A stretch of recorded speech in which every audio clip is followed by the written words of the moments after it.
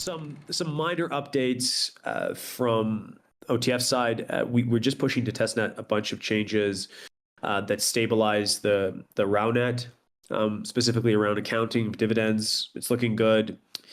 The test is running quite well right now. There may be some final touches that we make over the next little while that change the dynamic. We have a paper coming out in the next week or so, and then as soon as that's out and there's a bit of a comment period, we'll just go straight to mainnet with dTAO, which is very exciting. So we're definitely very excited behind the scenes here about what we'll be able to launch very soon for the community. If you have questions about that, we can leave them to the end of the call. People can come up on stage and ask questions about the RAWnet that we launched last week, or say the week before last. And we formalized, I'd say, the most important aspects of the design around like how the AMAs work, the supply emission schedule of the tokens, and the way in which log costs are distributed. One of the last things that we're working with right now is, and this is a good question maybe for the call, is how we distribute dividends that are owed to people on the root. Now, the reason why we need to have root dividends in the first place is multifold. One of them is that we need to sustain the economic security of the subnets, especially when they launch and there's not a high supply of the underlying token inside of a subnet. And we don't want the system to break as we switch into this new economic design. So we're tailing off, and you guys have seen those curves, right, between the root weight and the local weight of alpha versus tau. You've seen that tailing off of the weight of tau. Now, in order to keep validators honest in Bittensor, we use Yuma Consensus, which requires that we charge them for being outside of consensus, right? It's the actual dividends that create the attractor state, which creates the trust across the distributed set of peers. And so because we have that weight on root, we do need to also have dividends. You guys are following, Ken, right? Yep. Right. So in the first version of Bittensor RAW and the RAW games that we played, we distributed those dividends in the form of the subnet tokens. So that created these like massive airdrop situations where, like, if you were staked on root, you would just get all of the tokens across the ecosystem. And that's nice, but also, quite unwieldy, one for people, especially as we go past 64 to thousands of different subnets. It's like a lot to deal with. Not a big fan of airdrops. And also it's unwieldy because it required that we do quite a lot of operations on the chain itself, right? So paying out dividends to 40,000 nominators on 1,000 subnets across 100 validators is just computationally and space-wise inefficient for the chain. Mm-hmm. So we changed that in the latest design, and the way that we changed that is we use something called lazy accounting. So lazy accounting allows us to, we don't actually give you your dividends. We increment a total associated with a validator of which you have shares. Could be great for tax reasons as well, right? You don't actually get your tokens until you claim them. But you effectively own a share in a pool. And the accounting is the same after you do the lazy accounting. But the actual cost of the chain is like substantially reduced. And does that make sense, right? So we don't actually measure the absolute amount of token you have on a subnet. We just measure your shares in a total, and then we can update that total when we pay out dividends to validators. If you guys are following. Yeah, no, that's interesting. So right, it reduces the transactional volume because you don't have to distribute 40,000 times 1,000 every distribution point. How do you think about, one, if you're staking to root, you're right, it's kind of like the most conservative approach to take, and like a most stable approach to take. Sell pressure from those folks, just from like a game theory perspective, right? They're conservative. They're concerned about the detail game. Do you see that driving sell pressure, and would that create the same high traffic volume that you're avoiding with distributing every block? Like, it's definitely a lot less, but Yeah. yeah, Well, interested about that. that's where I was going, Ken. Exactly. So we have to pay the root dividend in order to maintain the security, the economic security of the network. We followed that point. Now, in order to pay them, we we have to actually pay them in the token that they are staked with. Um, and we do that by actually selling the proportion of the dividends that is owed to the root participants every block, and then crediting them in tau rather than alpha. Does that make sense? So that's why you see on the testnet you can think of the prices almost like a Dutch auction. While tau weight and the root weight is dominating the subnet token itself, those tokens are being sold continuously, and the price is always decreasing as a consequence of this design. Now, on testnet, those prices go to zero because there's literally no demand and there's not enough participation. But through simulation, you can see that it's actually a good strategy to buy up those root dividends with the dividends that you are actually getting on root. So what we would see in an actuality on mainnet is that instead of those prices dropping down to infinity, people would be actually allocating that much of tau right into those root dividends, and the prices wouldn't go to zero. Does that make sense? Yeah. Here's some consequences of this design. One of the consequences of the design is if there's nobody that buys your token, your price goes to zero. That's probably okay, right? Makes sense.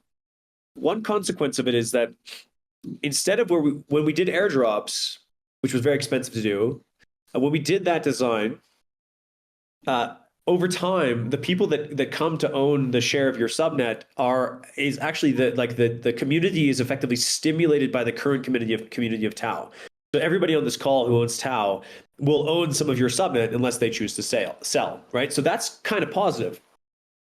Alternatively, if people are intelligent about using tools that allow them to DCA their dividends into these subnets, if we keep the current design on testnet, it's much more a proactive choice. So the people that have actually bought into your subnet will be the people that have chosen actively to purchase the subnet token or stake into the subnet.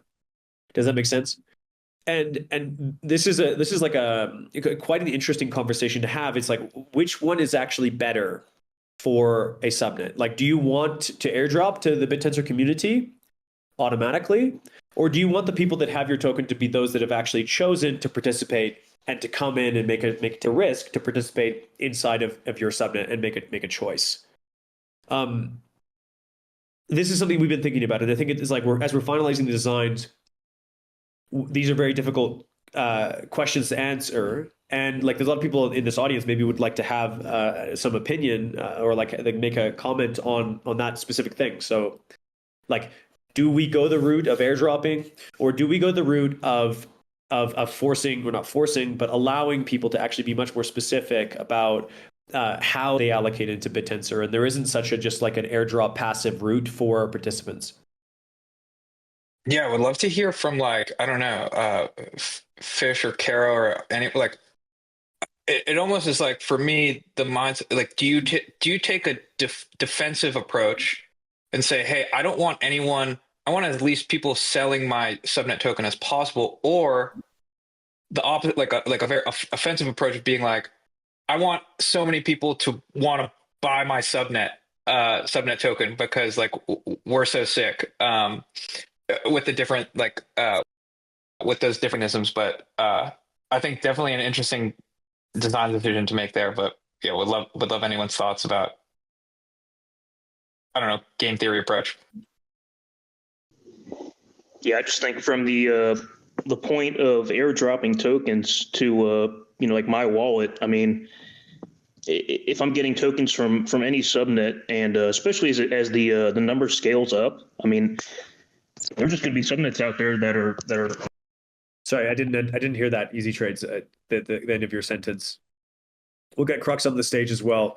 Will, you're welcome to jump in here. And like, just to, like, for people that didn't catch it, what we're talking about is like the difference between, as somebody who's staking on root, getting those dividends in the risk-free asset and then allocating them, and potentially using teams like Mentamines and others that are building tools that will do this automatically as a cron job on your behalf, and then making very specific decisions, versus root participants get this they just get this airdrop, and maybe they never think about it again. But as a consequence, as subnet owners, right, yourself, Ken, right, one of the reasons that you might not want an airdrop design is that the people that come to own your token never had any understanding of what it was, and they didn't actually make an active decision to participate in your subnet. They just simply were given it. Like, for instance, Numerai, they airdrop to all of these Kaggle participants. Seems like a good idea. Let's get all the people in Kaggle to have our token. But in reality, those people just don't care. Are they actually the people that you want to have your token? And they ended up just selling their token because, I mean, it was just like free money, rather than somebody that took risk and participated in the ecosystem that you, and based on the way that you presented the product that you were making. So anyways, yeah, hopefully it made sense for Fox, Crux, Caro, Eli, Easy Trades, Dub, Ken, Ben, the rest of you guys in the call. But yeah, this is like probably one of the most important and final pieces of a design. So I'm happy to hear everybody make their point. So I'm Crux now because we're on the same sound. We're slowly merging into one human being. But my thesis for this has always been there's a lot of hesitancy about dTAO in the community, like for good reason or whatever. As we move into the stage of emissions being measured in alpha tokens, what we want to do is drive more participation in alpha as a first point. More participation in alpha breeds more excitement, breeds more engagement. Like, you hold this thing, so you're going to look at it. Like, what my fear is if we move into dTAO and everything's sold into TAO, there's a hesitancy to ever expose yourself to the upside or downside of alpha. Now, let's say I'm a new TAO holder. I hold 1,000 TAO. That's great. And my emissions and my staking rewards cease being in TAO on day one and start to be in alpha. I'm naturally bleeding into participating in the ecosystem. And what's critical for the success of TAO is as much active participation in the ecosystem today. One of the big strengths of the protocol is we have something like 80% staked. If we move to a state in dTAO where we have like 10% of TAO or 5% of TAO or 2% of TAO participating in alpha, it's much more likely to be gameable, driven by tokenomics behaviors or otherwise. I think people then buying and selling and moving things around will be natural, but I'm reallocating from subnets they maybe don't care about to those who do believe in, or there's a binary flag where you can take your stake in Tower or Alpha. But I think we want as much participation in the network as possible. So for me, I'm always more compelled by the idea of creating a natural state where people end up participating. If they choose they don't want to participate, that's fine, but you're going to drive more activity, more interest, more curiosity, which I think are good behaviors for the ecosystem. I mean, I totally agree with what you're saying, Will. You're really hitting the nail on the head. Like, if people aren't actively participating in dTAO, I do think that, what we'll start to see is like consolidation of subnets, because if you're operating with the same miner pool, or like in the like subnet 929, right? Subnet 29 has mined on subnet 9, right? So they'll be accumulating tokens, and if there's not outside people participating, if the participation rate in dTAO is not very high and it's only like these types of players, right? I think it could have delirious effects on the ecosystem. So just repeat that back to you, Rob, if I understood it. The worst thing that can happen in your mind is a situation where because people they're a little afraid of the way in which the mechanism works, which is fair. They don't choose to allocate any of their dividends. And we create a schism between effectively people that are holding TAO in these subnet tokens and the people that are on root. And we don't have much participation because people are not really given almost like a leg up in that participation so that they can choose to hold these tokens and then participate just with the dividends that they've acquired. And so if that participation goes down, then the experiment fails. Well, I don't know if it fails. I just think that in the immediate moments, like the first 3 months of dTAO, I think is going to be the most chaotic part in Bittensor's history. But I think it slowly starts to, as like more subnet tokens, the amount that's in the alpha pool increases, there'll be less slippage, it'll be much smoother, right? And so I just think that in those first 3 months, right, if there's, people, if there are like sort of raids, right, in where you have the same miner groups, like where are they going to, like we've spoken about this before, like what's the highest EV play when it comes to the actual allocation? And so I could see that one miner group preferring one subnet over another. And so then you'll start to see these sort of subnets merge, or the liquidity will move from one to another. And now if there's outside participation inside of dTAO, I don't know if that necessarily happens, but it is something I've been thinking a lot about these last couple weeks.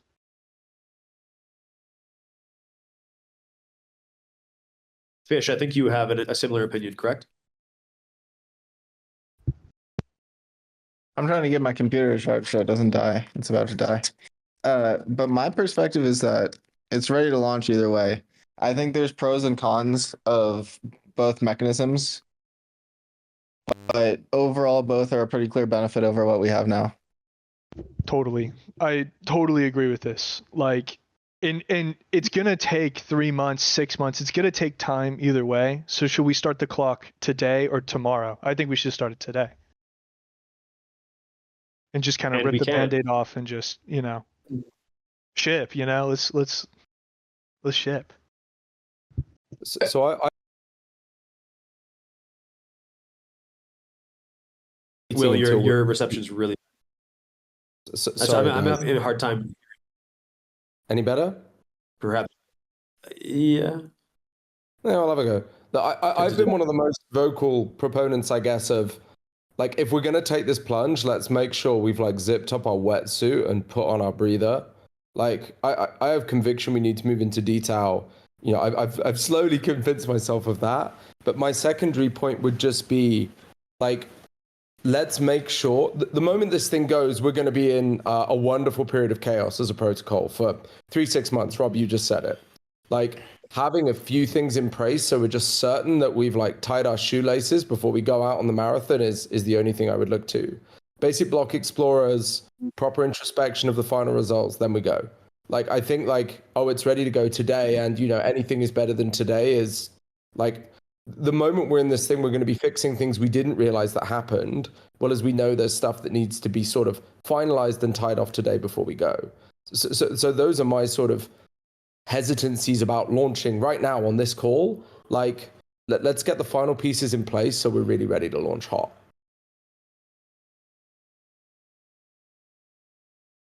I think that's reasonable. I think it's very reasonable.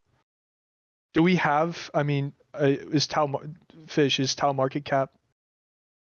What's the timeline on? No, it's ready actually. I've been sharing some posts in the RAW channel about our price charts and stuff.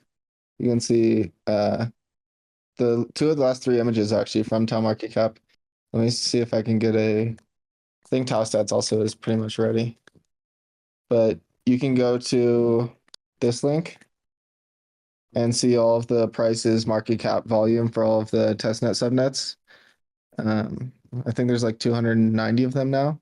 And if you click on them, you can see the price chart over time for each of the subnets with the option to swap from TAO to the subnet token. That functionality isn't working yet, but it should be working by tomorrow or the next day. There's actually very little changes to the storage values and mechanism itself. So we just had to add price and the ability for people to swap easily. Fish, this is awesome. You mentioned that you felt like there were pros and cons of each decision. Could you just like maybe explain what your framework is for the pros and cons of airdrop alpha tokens versus root dividends and tau? Yeah.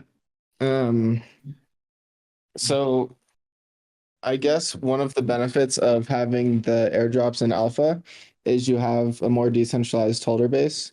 I think in crypto, it's generally known that more holders is like a more healthy distribution. Where one person has like less control over the subnet or the tokenomics of one subnet itself.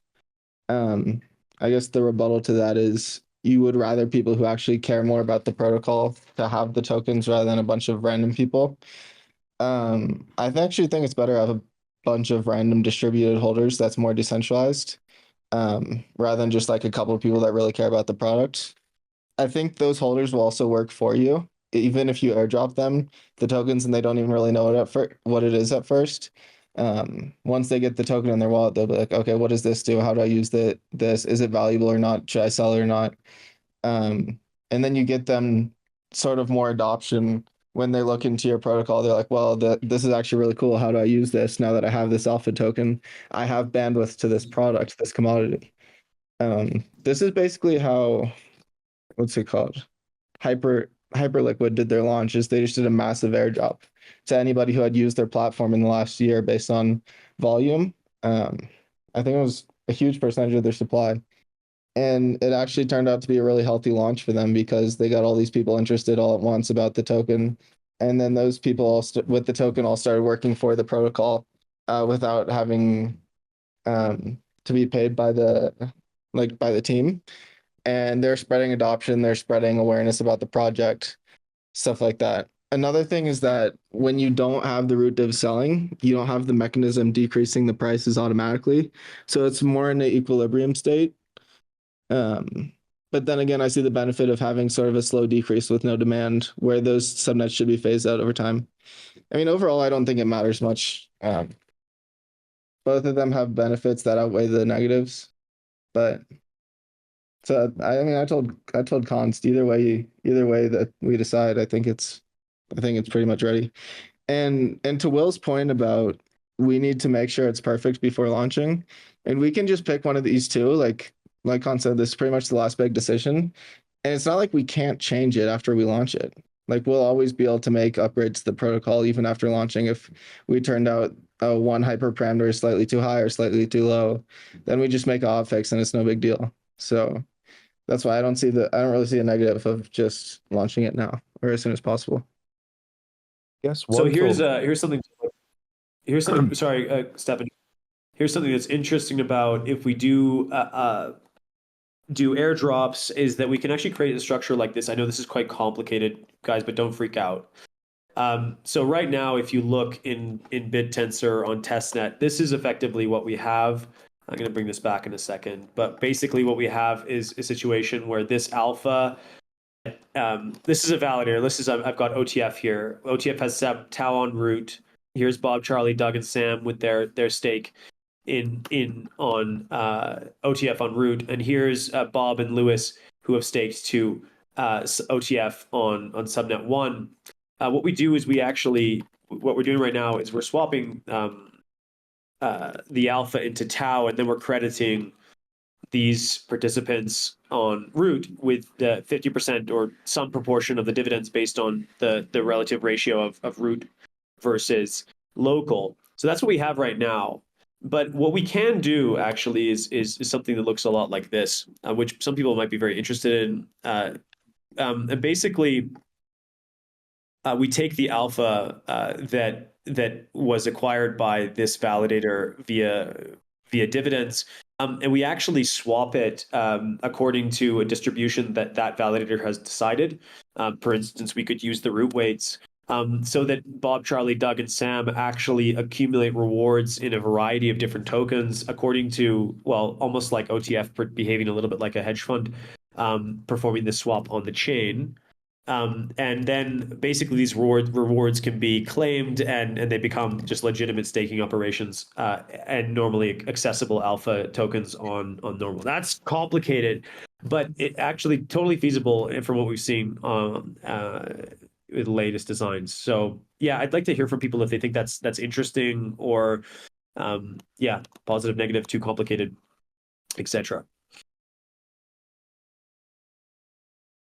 Maybe one question there. So like assuming that second design that you showed where everyone's getting the alpha, beta, gamma, assuming it's a zero sum game and that distribution is all pegged to one tau, that portion of it, even if price fluctuates of either the alpha, beta, or gamma,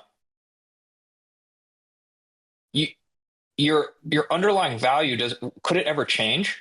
Because Yeah, assuming it floats as a root staker, you can never lose your principal, but the dividends that you're getting on top, you can get higher or lower APR based on the performance of the validator, the way in which the validator has swapped those rewards before accruing them on the validator. It's slightly more complex design, but totally possible. And yes, it would be risk-free. It would be basically like having sort of hedge fund validators. But like hedge fund validators that don't manage your principal, but they just manage your dividends.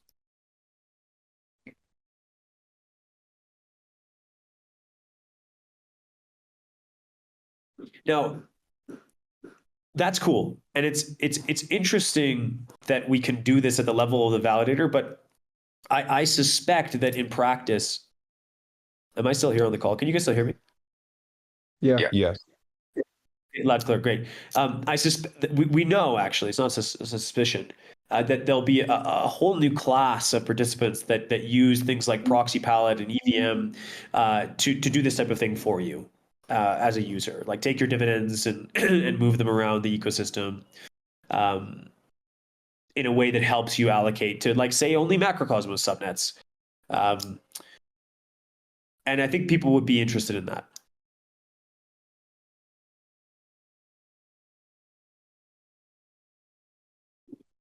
I'll shut up there. But anyways, yeah. So a question I was going to ask, Jake, I know that there's some consideration here about chain load and generally scalability of this. For Macrocosmos, if we were airdropped, whatever, 1,000 different subnet alpha tokens, we would hold the ones that we believe in as worthwhile investments and continue to support those projects. But of course, we would want to swap a lot of them back into tau. Do these two things become equivalent either at the level of the amount of chain load that you take on if everyone is constantly running auto swap scripts versus we just engineering this in a way that it happens automatically, which starts to sound equivalent to just dividending in tau directly? Well, if we design it at the level of operations run by individuals rather than the chain doing all the swaps, like one of the nice things is we can actually charge fees, and then it becomes an optimization problem on behalf of the individual that's calling the stake and unstake operation of the swapping operations. And then we can manage the actual amount of load just by increasing or decreasing fees, and it's much easier for us rather than having to determine that out the gate. There are ways of reducing and amortizing costs, and it will be possible no matter which direction we go. Cool. When you talk about fees, are you talking about transaction fees from the chain, or are you talking about fees from the Uniswap pools from that swap interaction? No, just fees from the actual chain itself, like transaction fees. Oh no, I killed everybody. But I think that the response to this call was actually quite clear. I got 2 likes for root divs of tau and 9 for airdrop alpha tokens, which is quite interesting for people that want to vote here. Those people that did vote up here. 10 for airdrops. Mike likes the idea of everyone getting a bit of every subnet, and each individual is required to decide or hold or not. Yes. Mike, you're welcome to come up on stage and elaborate on that. We get more activity and interest when we airdrop people tokens because they're like, okay, I have this thing in my wallet. What is it? And then they go check out the subnet. And then a lot of times subnets, especially now, they're actually really amazing products, but people don't really know about them.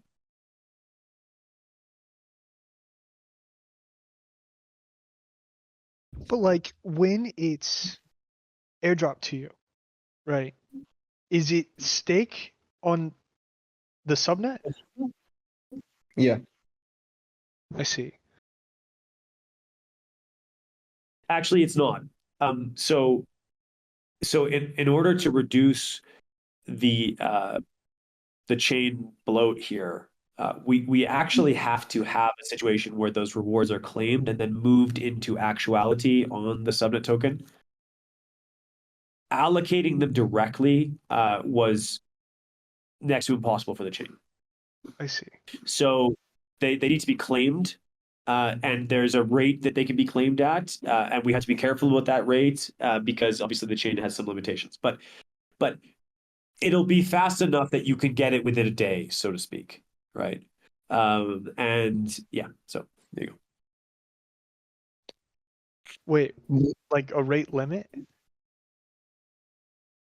Well, yeah. So either the claim operation will have to cost enough that you don't want to do it every instant, because that would just DOS the chain, or Right. there's a rate limit. Yes. Regardless, it'll create these like cluster transactions that occur.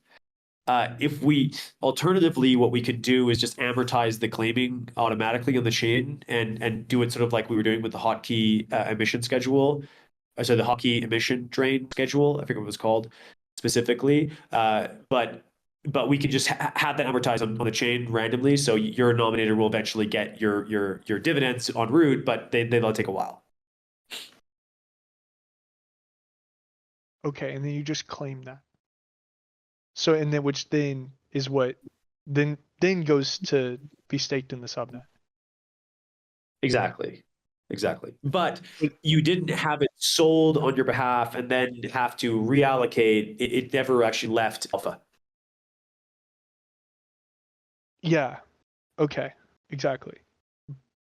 Okay, that makes a lot. So that would, yeah. So like one of the major consequences is that we just won't see like there is already a bit of a scanner here from Fish. What is it? Testnet, town market cap.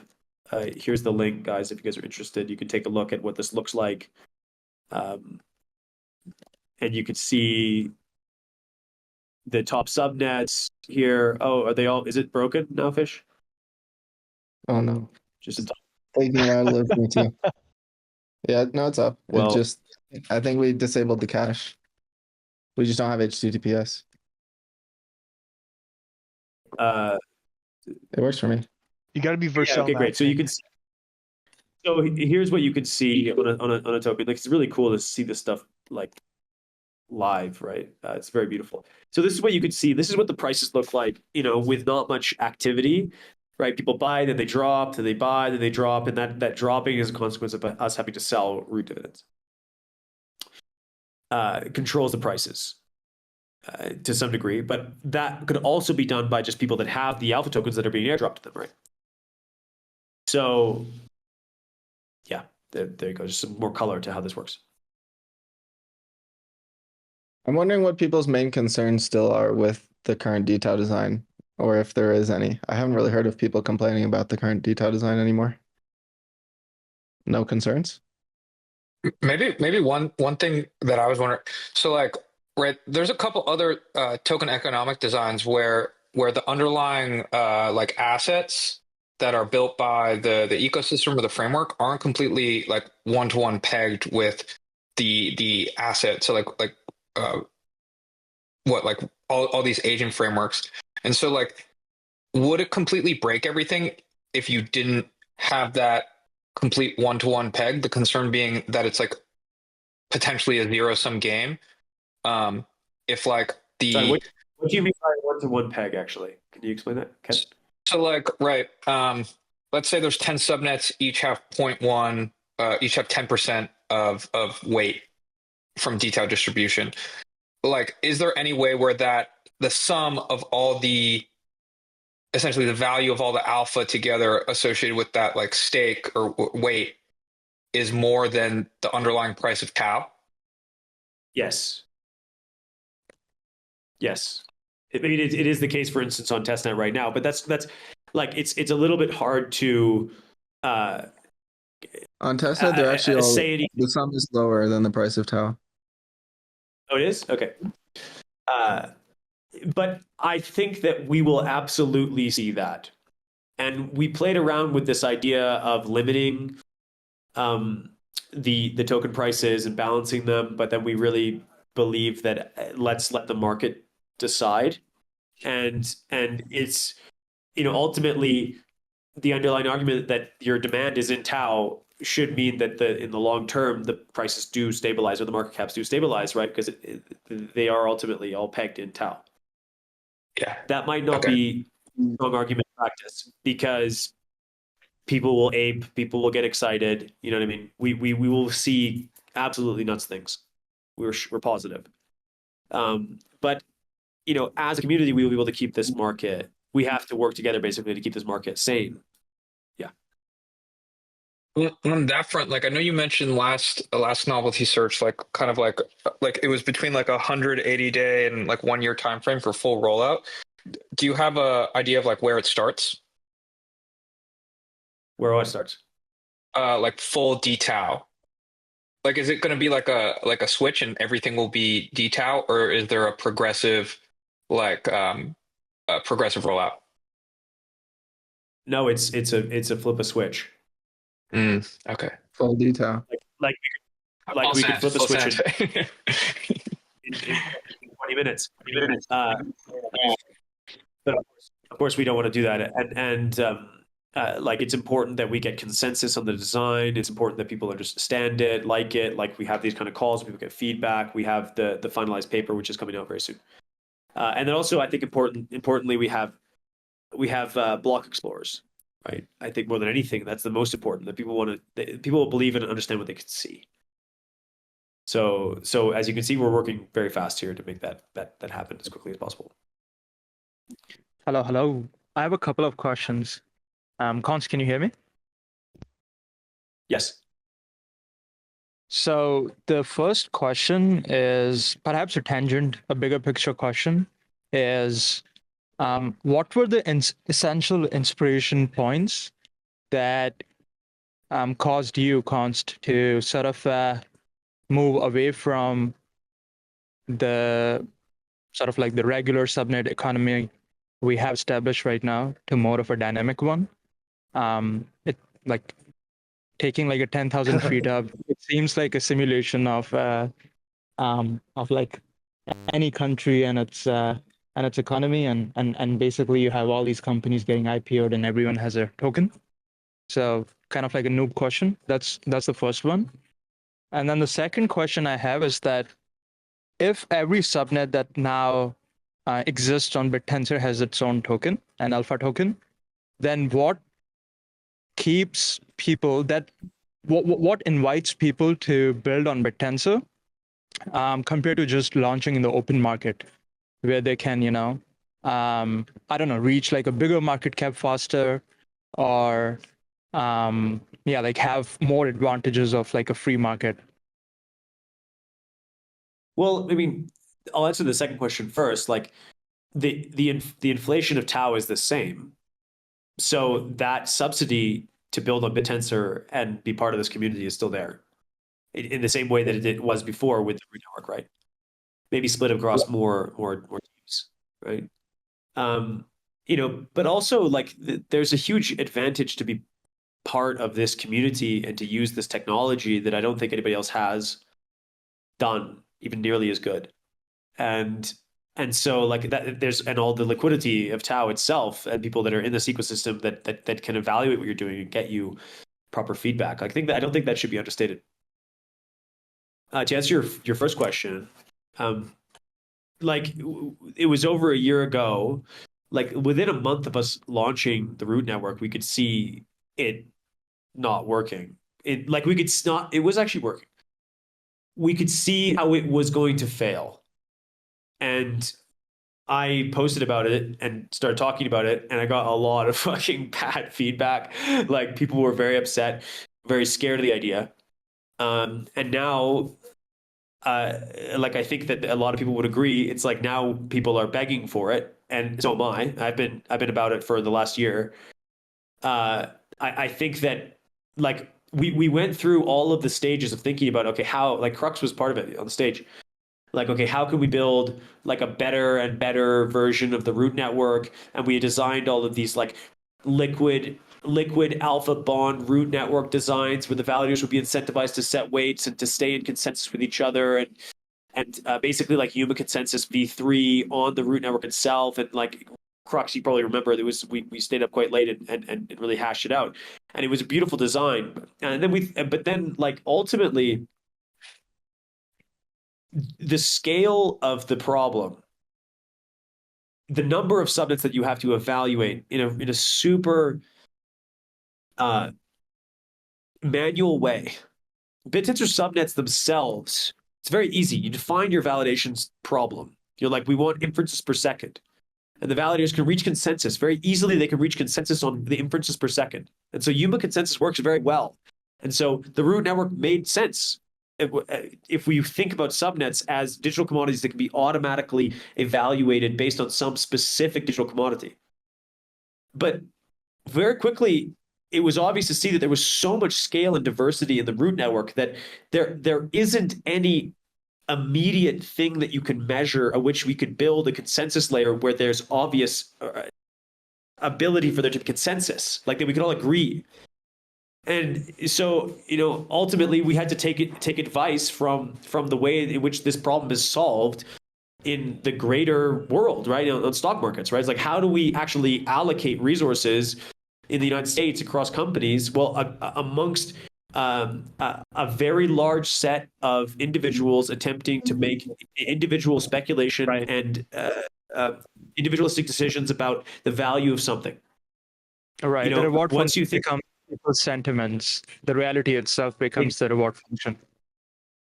Exactly. And then and not only that, but like, okay, well, how can we design it in such a way that they have to think about, okay, what will be the long-term value of this machine? Because subnets are kind of like machines. They're like factories, right? Well, we need to tokenize that because that's the only way that we can basically have them purchase into the ownership of that machine. So the tokenization, the markets all come into play.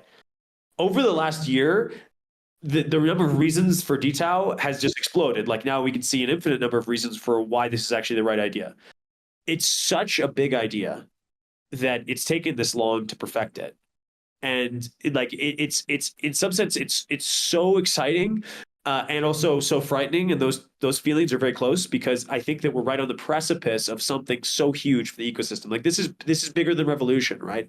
Like, and the Revolution was 10 times bigger than the update from Nakamoto to Finney, right? And actually from Kusanagi to Nakamoto was like really not even that big of an update. This is like bigger than all of those updates combined for Bittensor. And so, I know people are excited, they're scared, we want to go faster, we want to go slower, but I think as a community, if we work together, we can definitely pull this off, and it's going to be massive for the ecosystem. So anyway, yeah, that's my spiel. I'm super excited. How do you see the spread of subtensor nodes, the blockchain nodes themselves? Like, do you see further decentralization happening there? What's the state right now? I'm not aware. Yeah. We already implemented proof of stake mechanism that we can launch at any time, but we wanted to do that after Dynamic TAO, and I think that's going to be our major focus. Dynamic TAO will actually, I believe, allow us to make those blockchain nodes incentivized just from things like MEV. And if we need to, we can maybe put like fees on like the transaction fees themselves will be enough to. Before this point, there wasn't enough incentive to run these nodes. Like OTF has just been burning cash doing it ourselves. But after dTAO, I think there'll be a variety of ways that we can actually build incentivization mechanisms that come from the chain running itself into those blockchain nodes. And then, yes, we want to distribute that ownership. So like post dTAO, governance and blockchain decentralization are major things. obviously post dTAO is probably going to be dedicated to like, shoring up the ship and making sure that all the things are there for people to use. But like once that has calmed down, yeah, that's our plan. Amazing.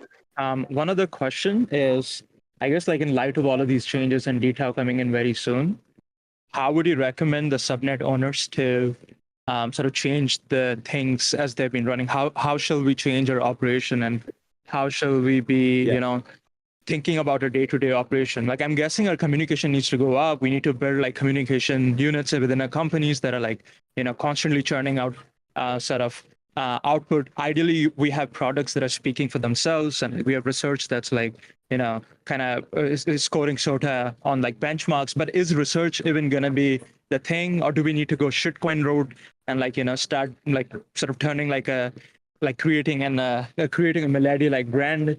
Everyone needs to create that.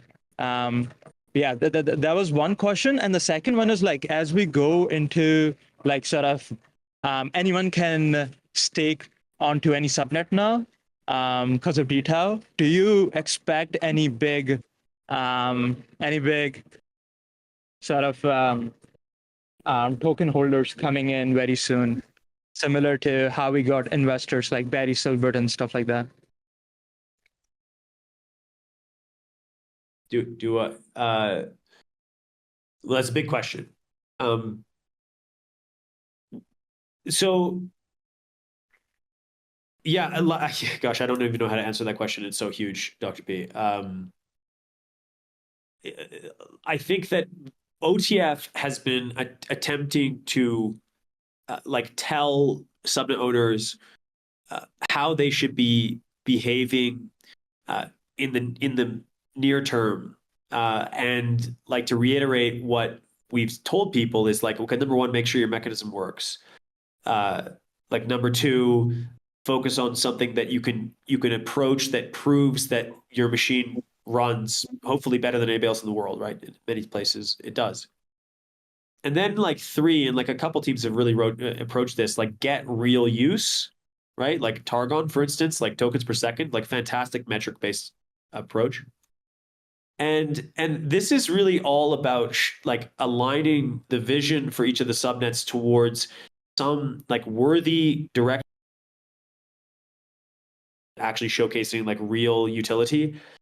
I think that we should be doing the same thing with all of our subnets, and then perhaps like in the future, there's a way of showcasing how the tokenomics, the tokenomics of your subnet can be improved by the actual output, right? To turn it into like a circular economy. I think that's how I would approach the problem.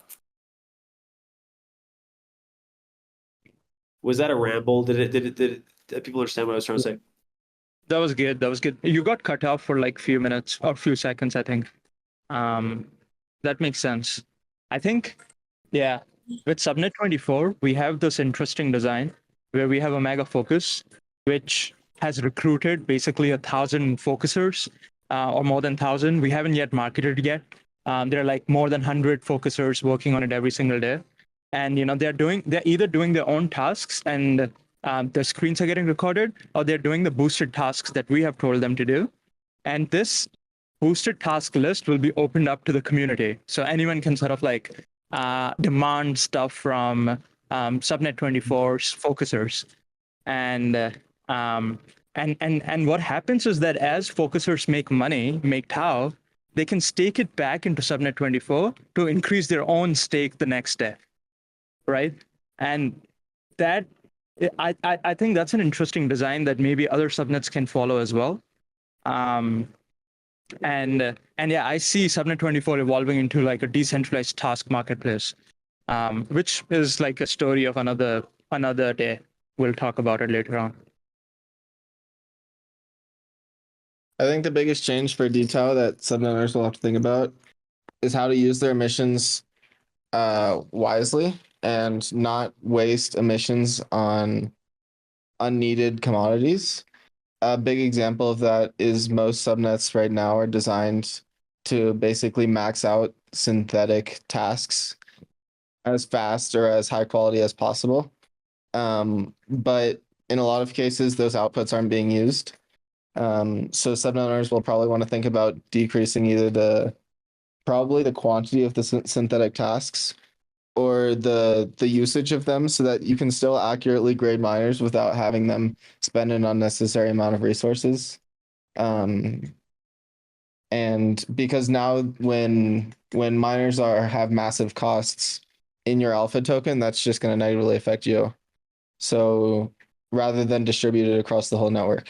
So you need to think about efficiently allocating your costs and producing a valid business model that you can get revenue from to offset those costs, rather than just have infinite costs with no revenue to offset that. Those subnets won't succeed.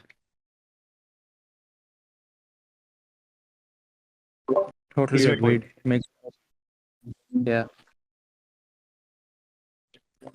I think James has his hand raised for a while. Maybe we want to invite him. Const.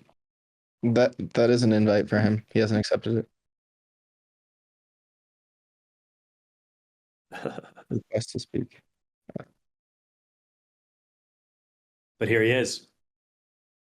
Hello. Hello, hello. Good to have you here.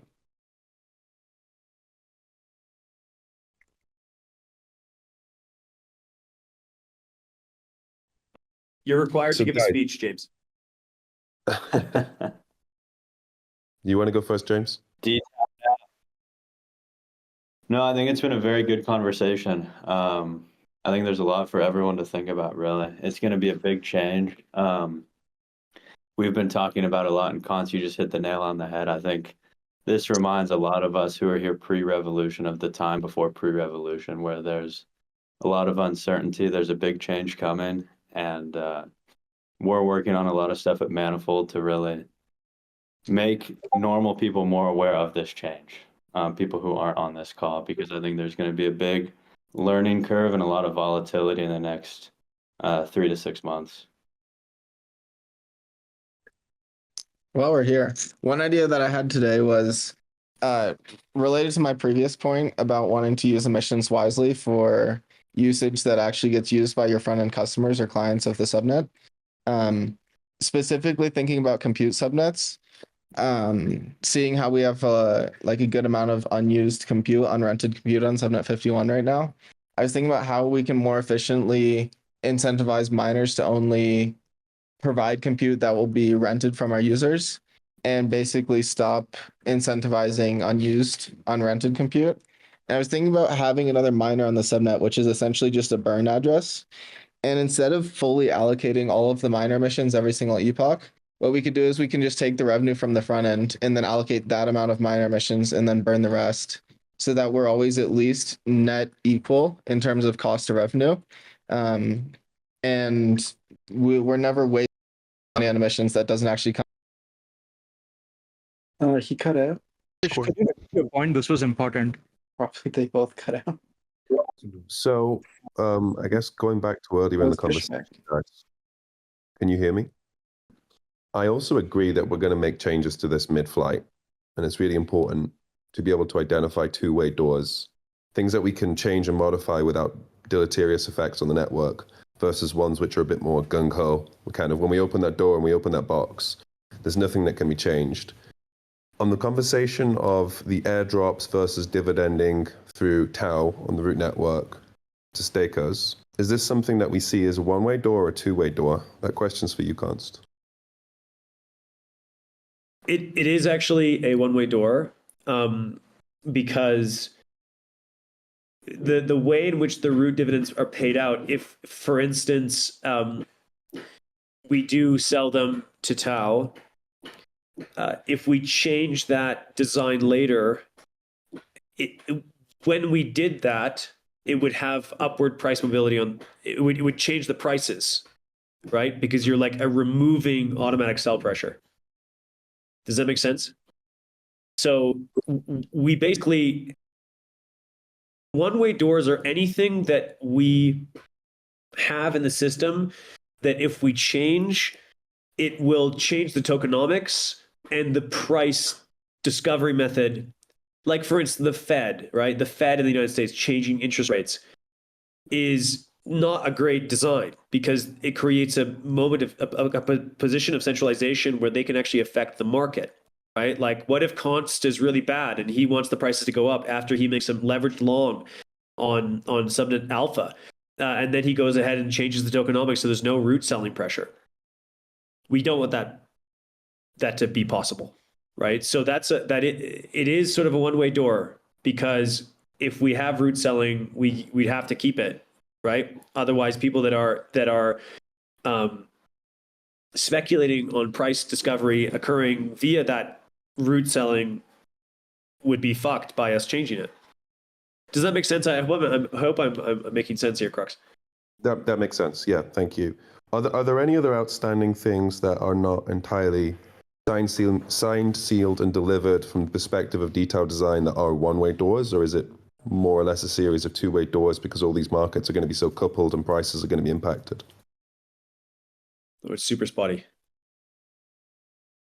Sorry, let me try it again. So what I was asking is, are there any other remaining design decisions that you're experimenting with right now in detail, aside from the airdrops versus root dividends, that you consider to be one-way doors as well? Or is this sort of one of the major things that remains that we can't go back on once we commit to it? Well, the tokenomics, but that's not really up for grabs. Like up for debate. Sorry, grabs, not for grabs. Up for debate. The way in which tau is distributed into the pools is actually a two-way door, which is interesting because the way that we inject the token liquidity doesn't change the prices. It just adds liquidity. So it's actually an interesting question about whether or not in the future we can design better ways of allocating liquidity to subnets, and we have a couple of ideas. So does Igor. Igor has a lot of ideas about how we can actually get really intelligent about the way that we add liquidity into the subnets, and actually it becomes a sort of like an intelligence problem itself. Like we can actually allocate it in a variety of different ways that might have better long-term locking outcomes for tau. But it's not the question you asked. The one that you asked was, what are the one-way doors? So I think that the tokenomics, like the 21 million for alpha, that's a one-way door. I think that the root dividends is a one-way door. I can't think of any more than that, actually, off the top of my head. Can you guys hear me? Stefan, are you still here? Yeah, I hear you perfectly. That was well explained. So my understanding of what you're saying is the price discovery would create a sudden dislocation in the alpha token prices if we were to screw with that mechanism. But when it comes to the liquidity into the pools, that would basically change the gradients or the trajectories of the prices rather than their values when you implement it. It wouldn't change the directionality of the prices at all. That's the point I'm making. So it would just change liquidity. So going either way, right? So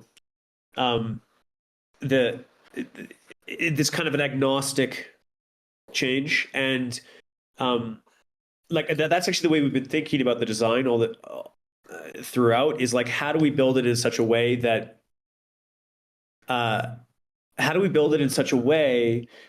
that we can change certain aspects and it won't affect prices, right? So the latest design for the actual injection mechanism of the pools makes it so that the amount of alpha that is being emitted at the same time is the right amount to not change the pool prices. Whereas before we were emitting it based on we were just emitting one alpha per block, and then we were emitting a proportion of the tau reserves. That actually meant the chain was pushing the prices towards a specific equilibrium.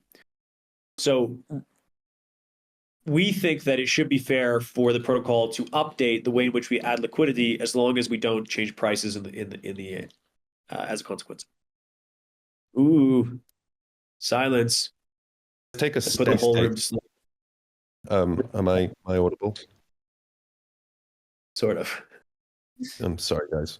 The Starlink is not working as expected. I'll take one stab at this. So in a steady state situation, all the subnet token prices are static with time. So let's say we've just reached some market equilibrium. Great news. What I'm saying is, would you consider it a one-way door or a two-way door? if you made a modification to the way that liquidity is added to the pools so that instantaneously the prices wouldn't change. But after you apply that change, now that there's going to be a equilibration effect, and they will start to anneal towards a new value, but you don't just have this sudden, as soon as the chain goes live with these, with the new liquidity mechanism, you don't go from price A to price B. It actually happens smoothly in a way that people can predict somewhat. I'm actually saying that we don't want to ever make changes that would change the long-term price of the tokens. Like that might not be really possible in a lot of ways, but there are smaller changes. For instance, so if we change the liquidity injection, it doesn't change the prices, and it actually shouldn't change their long-term trajectory. All it would actually do is increase volatility. Does that make sense? So We're not changing the mean of the distribution, we're just changing the sigma, right? This is getting really deep into the design. As well, it's complicated. Inside of the chain, we actually built it so that it would be possible to create a completely separate set of subnets that have their own dynamic TAO mechanism in place where they rank themselves in a completely different way. We built that in such a way that if they existed, they wouldn't interfere just by their existence with the other subnets, but only through competition itself, right? So the meta mechanism on top of the mechanism that selects dTAO, you guys are probably not ready for this, but basically it exists already on the chain. You could create another mechanism that would exist alongside all of dTAO and not change the prices of dTAO just by its existence, right? But it might actually soak up more liquidity, as a consequence of being better. Are you following me? I wish there was a word I could use to describe what exactly I'm trying to pinpoint, but the question that you gave me, Crux, is a fantastic fucking question. I think you need to invent the word right now on the call. Can I just use isomorphism again? No, you've used it for 50 different things.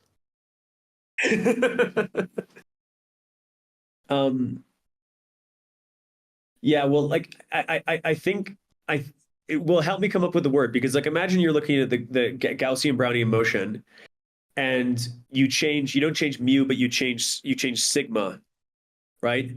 It's like a second order volatility parameter, but it doesn't change the mean. So when you're thinking about your expectation for prices, you're the expectation of the price doesn't change, but the volatility does. And so I think that I think that it's something like first order stabilization, or invariance, first order price invariance and second order maneuverability, or I don't know. Fuck it, guys. I'm not good with words. I feel like I'm back in A-level mechanics right now, trying to work out the difference between velocity and acceleration. But with on a whole other level. Yeah. I mean, a little bit of a Easter egg. Yeah, there is actually a Bittensor. There's a dTAO inside dTAO, which is kind of cool. When I showed this to Crux a couple months ago, he said, "This just makes you think that you have lack of confidence in dTAO." But I actually think that it's more about an understanding that ultimately we do want to be able to always select the mechanisms at a higher order, and the higher we can go, the more abstraction, the better. Yeah. Bittensor is already plenty complicated enough without having more fractals. I guess one question from me, Jacob, is, do we have a view, as sort of Fish's MVP block explorer comes up and other things, on any sort of current fears within the existing design. I know we've struggled within RAL games to be able to do a properly incentivized trial and get some sort of real measures of subnet utility on. And I guess, have you thought of any ways we could get a test that is closer to real world conditions with proper incentivization? You know, I know back in times we talked about splitting between root and dTAO and other things which have negative effects, but just curious if you've noodled on that at all. I have, but some things are not possible to test in any other place than production. Like we did RAL games, right?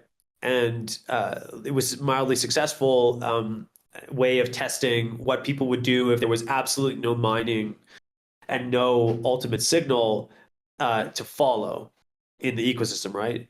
Because it's just like all chaos, right? It's like there's no mining, everything is just a number. What are people doing? There's no signal. So you can't actually artificially create that signal, right? Because even on testnet, it's like the subnet tokens have no value because people are just testing, right? So ultimately, it's all arbitrary. People will just ape 30,000 tau into a 99% liquidity slippage, like 99% slippage AMM pool, and then be like, oh, look, this is so scary. And it's like, well, no one will actually do that. We could do as another like incentivization kind of RAW games on testnet, and I can give out another 500 tau or something like that and go broke. But it won't actually tell us that much because there simply is not much we can do about the fact that like these commodities will have value and that it will be people being driven by value that determine their prices. And so we can't even really say anything. And we might as well just go back to simulation, which we've done a lot of. Hopefully that answered your question. What were the reasons for stepping away from, I guess, shifting 10% of the emission into dTAO and, you know, or some percentage to dTAO and some percentage to the existing system? I know we debated it, but just curious what, you know, a system that both moves stake from root, but also moves state between the existing allocation system and a future allocation system so we could see it in production, to your point. I do agree with you. I can't imagine an incentive that really works. Well, because I hate root network that much. And ultimately, like, there was not any way that we could see of making it so that the root network in that transition could like privilege its own tokens that it wanted to buy. Yeah, I understand.